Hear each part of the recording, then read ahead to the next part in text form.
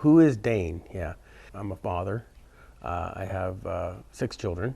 I came into this business in 1987 when I got out of college. And I got into the mortgage business. My dad's been in the mortgage business his whole life. I started in San Diego, California, in mortgage-backed securities, which was the back end of the business, because Dad thought that was best to go into the back end of the business, learning the way that mortgages were sold and how they were compiled. That way, understanding the data and understanding where mortgages end up would be a better fit for, as you were in the front end, to be able to package and put deals together or transactions on the front end. In 1997, I went ahead and got my real estate license.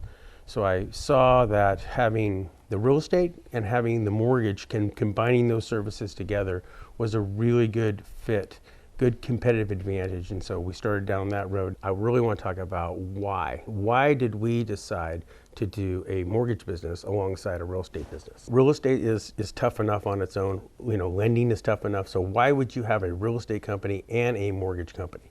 Now, I've always heard over the years that, oh, it's a conflict of interest, that you have the mortgage side of it and you have the real estate side of it. But I don't believe it's a conflict of interest. And the reason why is because if you combine these services, okay, and you put them together, okay, you find efficiencies in the cost. We have a small operation, so those efficiencies of cost can be passed on to our customer, okay? That's number one. Number two is, if you've ever bought or you've sold a house, you realize how aggravating it can be. The communication is just not what it should be. I think that our industry's kind of lagged behind a little bit in terms of escrow communicating with the realtor communicating with the inspectors with appraisers. There's just a lot of different communications. And sometimes the customer is left with, where are we? What's happening on the loan? What's happening on the real estate? Not everybody seems to be communicating.